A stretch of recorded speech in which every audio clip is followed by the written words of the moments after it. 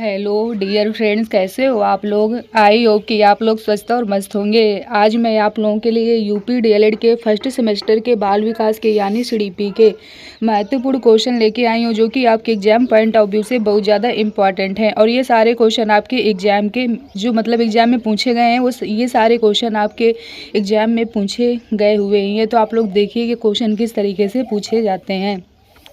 और जो सीडीपी का सिलेबस है वो मैंने आपको पूरा कंप्लीट करा दिया था, तो उसकी प्लेलिस्ट बनी हुई है। तो आपको जिस भी टॉपिक में दिक्कत हो तो आप लोग वहाँ जाइए और क्या करिए, क्लास को अटैम्प्ट करिए और देखिए जाके कि आप लोगों को किस टॉपिक में दिक्कत आ रही है। वहाँ पे मैंने आपको डीप में हर एक चीज़ बहुत बेहतर तरीके से समझाया है। अब क्वेश्चन आंसर है तो इनको हम लोग क्या करेंगे, जल्दी थोड़ा करने का प्रयास करेंगे। तो चलिए, हम लोग जहाँ तक हमारा कल टॉपिक हो चुका था, अब हम लोग उसके आगे बढ़ते हैं। कल की क्लास में मैंने आपको बता दिया था कि शैशव में सामाजिक विकास किस तरीके से बच्चों में होता है। अब चलिए आगे बढ़ते हैं।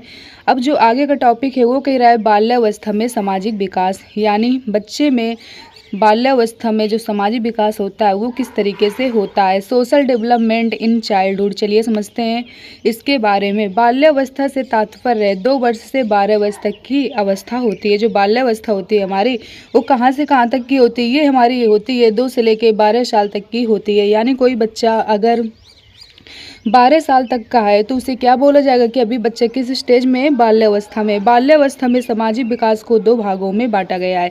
चलिए समझते हैं कि बाल्यावस्था में सामाजिक विकास को 2 भागों में किस तरीके से बांटा गया है। पहला आ रहा है प्रारंभिक बाल्यावस्था में सामाजिक विकास। ये जो एज होती है ये होती है 2 से लेकर 6 साल तक की। जब बच्चे की एज 2 से लेकर 6 साल तक की होती है तब इसे माना जाएगा कि बच्चे किस स्टेज में है, प्रारंभिक बाल्यावस्था में है।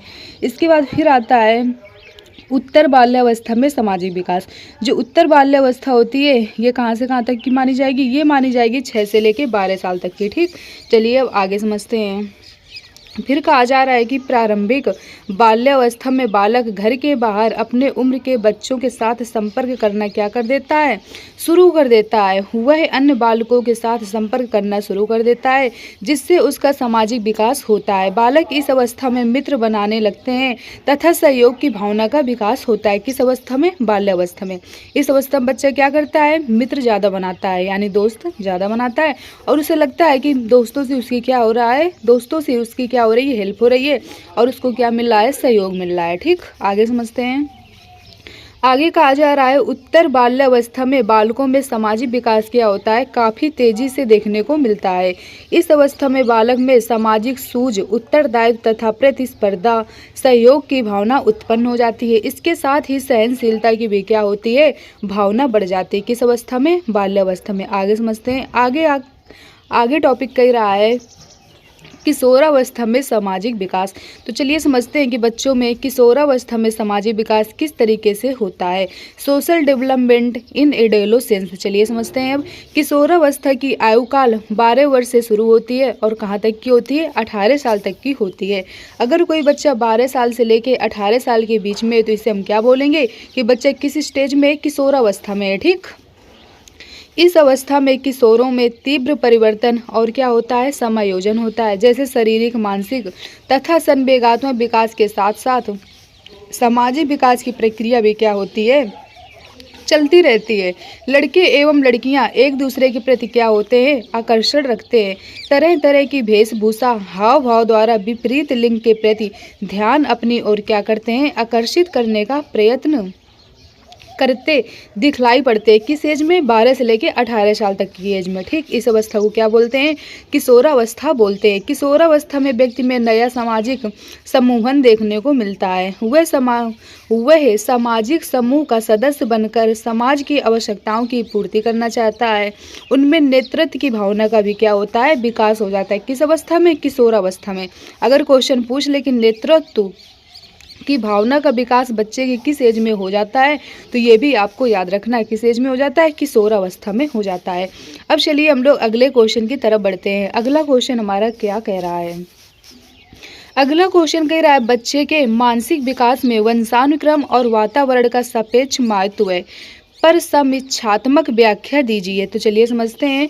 बच्चे के विकास की विभिन्न अवस्थाओं में होने वाले मानसिक विकास को अनेक घटक क्या करते हैं, प्रभावित करते हैं। समाज, वातावरण, परिवार तथा अन्य परिस्थितियां इससे संबंधित हैं। ये सब मानसिक विकास की गति को क्या करते हैं, प्रभावित करते हैं कि बच्चे किस समाज में रह रहा है, वह का इन्वायरमेंट कैसा है, और जो फैमिली यानी उसका परिवार है वहाँ की क्या सिचुएशन है, ये सब क्या करते हैं, ये सब बच्चे के मानसिक विकास को क्या करती हैं, प्रभावित करती हैं। ठीक, तो वही कहा गया। चलिए समझते हैं। कहा जा रहा है बच्चे के मानसिक विकास में वंशानुक्रम का सापेक्षिक महत्व। तो चलिए समझते हैं बच्चे के मानसिक विकास में वंशानुक्रम का सापेक्षिक महत्व क्या होता है, इसके बारे में समझते हैं। वंशानुक्रम के प्रभाव से सभी बच्चे शारीरिक संरचना में क्या होते हैं, विविधता होती है। अतः इसके आधार पर एक शिक्षक बच्चों की शारीरिक संरचना के आधार पर उसके विकास में क्या करता है, ध्यान दे सकता है। वंशानुक्रम के कारण बच्चों की जन्मजात क्षमताओं में भी क्या होता है, अंतर पाया जाता है। वंशानुक्रम बच्चे मानसिक क्षमता को भी क्या करता है, प्रभावित करता है। कोई भी बच्चा उससे अधिक विकास नहीं कर सकता जितना उसका वंशानुक्रम क्या होता है, संभव बनाता है। ठीक, अब आगे समझते हैं अगला टॉपिक क्या कह रहा है। अगला टॉपिक कह रहा है बच्चे के मानसिक विकास में वातावरण का सापेक्षिक महत्व। चलिए समझते हैं कि बच्चे का जो मेंटल डेवलपमेंट होता है, इसमें जो इन्वायरमेंट होता है वो किस तरीके से रोल निभाता है, वही पूछा गया है कि बच्चे के वही मतलब बताया गया है कि बच्चे के मानसिक विकास में वातावरण का सापेक्षिक महत्व। चलिए समझते हैं इसके बारे में। वातावरण का प्रभाव बच्चों की भावनाओं पर व्यापक रूप से पड़ता है। क्या कहा जा रहा है, कहा जा रहा है कि वातावरण का प्रभाव बच्चों की भावनाओं पर क्या होता है, व्यापक रूप से पड़ता है। वातावरण बच्चे के जीवन में क्या होता है, महत्वपूर्ण स्थान रखता है। वातावरण के माध्यम से ही बालक के विकास की जो दिशा होती है वो क्या होती है, निर्धारित होती है। बच्चे के मानसिक विकास पर भी वातावरण का क्या होता है, गहरा प्रभाव पड़ता है। अच्छे वातावरण में बालक का मानसिक विकास क्या होगा, अच्छे से होगा। एक अच्छे वातावरण में बच्चे के सीखने में रुचि का क्या होता है, विकास होता है। ठीक, ये भी बताया गया है कि मतलब जितना अच्छा इन्वायरमेंट होगा उतने तरीके से बच्चा क्या होगा, उतनी अच्छे तरीके से बच्चा क्या करेगा, चीज़ों को सीखेगा। आप लोगों ने खुद देखा होगा अपने समाज में कि मतलब कुछ बच्चे होंगे बहुत अच्छे तरीके से बातचीत करते होंगे, कुछ होंगे तो नहीं करते होंगे। क्या क्लास में आप सारे बच्चे एक जैसे करते हैं क्या, जब नए नए आते हैं नहीं करते हैं। क्यों, क्योंकि उनका जो इन्वायरमेंट है, जो घर का मालूम माहौल है, जो घर की उनकी सिचुएशन होती है वो सबकी क्या होती है, अलग अलग होती है कि नहीं होती है, सबकी क्या होती है, अलग अलग होती है। किसी की भी सिचुएशन सेम नहीं होती है। तो इसलिए क्या होता है, बच्चों का जो प्रभाव है वो भी क्या होगा, अलग अलग पड़ेगा सब में। मतलब कि किसी के भी बातचीत करने का तरीका क्या सेम होगा, सेम नहीं होता है। सबके क्या होता है, अलग अलग होता है। डिपेंड करेगा कि बच्चा किस इन्वायरमेंट में किस तरीके से रह रहा है, उसी हिसाब से क्या होता है, उसका इफेक्ट पड़ता है। अब चलिए आगे समझते हैं। आगे कहा जा रहा है सीखने के पठार के कारण एवं उन्हें दूर करने के उपाय बताइए। तो चलिए समझते हैं क्या कहा जा रहा है।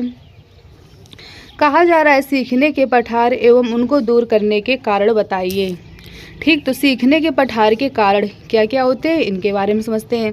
सीखने के पठार के कारण निम्नलिखित हैं। तो चलिए समझते हैं सीखने के पठार के कारण निम्नलिखित हैं तो कौन कौन से हैं। पहला कह रहा है प्रेरणा का प्रभाव। किसी कार्य को सीखने के लिए यदि प्रेरणा का प्रभाव नहीं है तो बच्चों के दिमाग में पठार बनना क्या होता है, शुरू हो जाता है। ये भी क्या करना है, आपको याद रखना है। चलिए समझते हैं क्या क्या होता है।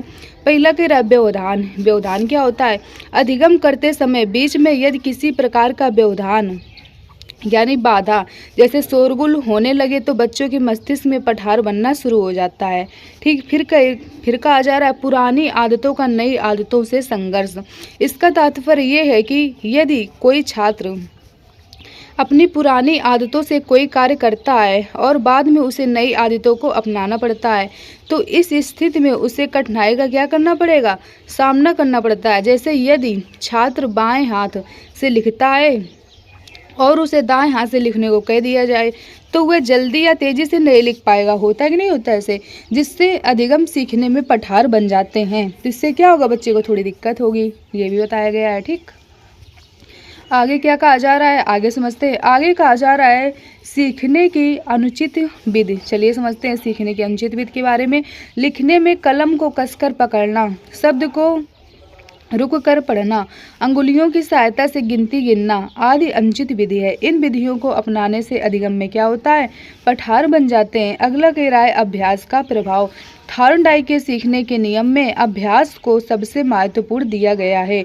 यदि अभ्यास गलत तरीके से हुआ है तो सीखने में पठार स्थान शीघ्र आ जाएगा। आगे क्या कह रहा है? आगे कह रहा है एक ही कार्य को लंबे समय तक करते रहना।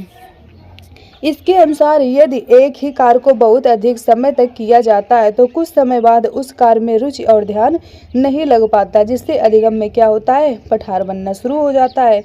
फिर कहा जा रहा है कि फिर क्या कहा जा रहा है? फिर कहा जा रहा है सीखने के पठार को दूर करने के उपाय। सीखने के पठार को दूर करने के उपाय निम्नलिखित हैं। कौन कौन से हैं? विश्राम। विश्राम सीखने के पठार को दूर करने के लिए एक अच्छा उपाय है। सीखने में बीच बीच में विश्राम करना चाहिए, जिससे मस्तिष्क को क्या होगा? आराम मिलेगा। ऐसा करने से अधिगम पठार नहीं आता है। आप लोग मान लीजिए लगातार पढ़ते रहोगे तो क्या आपका मन लगेगा? नहीं होगा, थक जाओगे। इसलिए आपको क्या करना है? मतलब लगभग पढ़ना है 45 मिनट या 60 मिनट के लगभग पढ़ना है। फिर आपको क्या करना है? ब्रेक लेना है, फिर पढ़ना है, फिर ब्रेक लेना है। मतलब लगातार नहीं जुटे रहना है। तो इससे क्या होगा? इससे आप अच्छी तरीके से पढ़ पाओगे। कोई भी कार्य हो, अगर आप लोग लगातार करते रहोगे उसी कार्य को, तो क्या होगा? थक जाओगे। तो इसलिए क्या करना है? कार्य को करके फिर थोड़ा ब्रेक लेना है, फिर करना है, फिर ब्रेक लेना है। ठीक है, इससे आपका कार्य क्या होगा? अच्छी तरीके से हो जाएगा। आगे कहा जा रहा है बाल केंद्रित शिक्षा। चलिए इसके बारे में समझते हैं कि जो बाल केंद्रित शिक्षा होती है ये क्या होती है। बाल केंद्रित शिक्षा में बालक को केंद्र मानकर शिक्षा दी जाती है। बाल केंद्रित शिक्षा का आजकल प्रचलन है। इससे बालकों के में शिक्षा के प्रति रुचि उत्पन्न होती है और पठार भी दूर हो जाते हैं। बाल केंद्रित शिक्षा मतलब क्या होता है? बालक की रिकॉर्डिंग मतलब क्या होगा? शिक्षा दी जाएगी, यानी बालक को जिस चीज़ में प्रॉब्लम होगी उसी चीज़ को टीचर को क्या करना है? सलूशन देना है, ताकि बालक क्या कर सके? अपने शिक्षा को अच्छी तरीके से ग्रहण कर सके। ये भी याद रखना। जैसे मान लीजिए कोई बालक है तो उसे बुक पढ़नी नहीं आ रही, तो टीचर को देखना पड़ेगा कि बच्चा बुक क्यों नहीं पढ़ पा रहा है। क्या उसे सही से अक्षरों को पहचान पा रहा है? अगर वो सही से अक्षरों को नहीं पहचान पा रहा है तो पहले टीचर को क्या करना पड़ेगा? बच्चों को अक्षर पहचानना सिखाना पड़ेगा। ठीक, इसके बाद फिर क्या करना पड़ेगा? बुक पढ़ाना सिखाना पड़ेगा। आगे समझते हैं आगे क्या कहा जा रहा है। आगे कहा जा रहा है शिक्षण विधि में परिवर्तन। शिक्षण विधि में बीच बीच में परिवर्तन करने से अधिगम में पठार नहीं बनता है। मान लीजिए टीचर को क्या करना है? सेम प्रोसेस नहीं अपनाना है कि लगातार मतलब पढ़ाते ही रहो। शिक्षा में क्या करना है? कुछ इस तरीके से पढ़ाना है कि डेली थोड़ा क्या हो? नया हो, तो बच्चों को क्या लगे? बोरिंग ना लगे। ठीक है, नए नए एग्जाम्पल देने चाहिए टीचर को। तो इससे क्या होगा? बच्चे को मन अच्छी तरीके से लगेगा पढ़ने में। आगे कह रहा है पुनर्बलन का प्रयोग। बालकों को समय समय पर अभिप्रेरित करना चाहिए।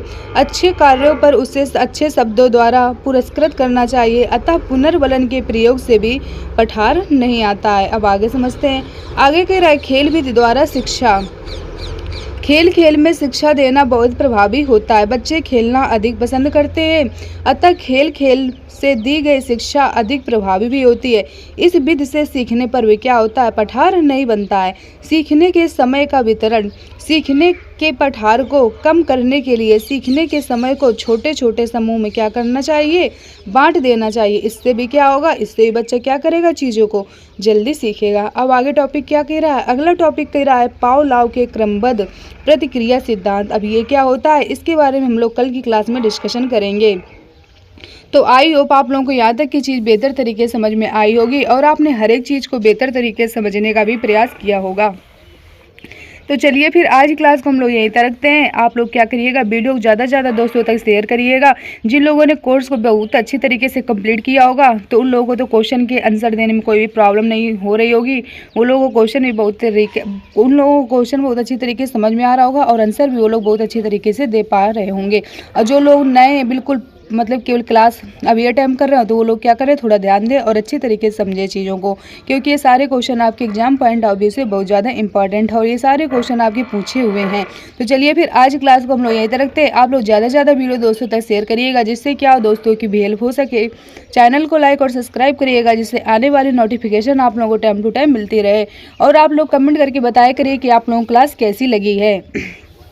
और अगर कोई भी शब्द या कोई भी चीज़ आप लोग को न समझ में आया तो आप लोग क्या किया करिए? कमेंट करके पूछ लिया करिए, तो उसका भी आंसर आप लोगों को दिया जाएगा। तो चलिए फिर आज क्लास हम लोग यहीं रखते हैं। Okay, thank you.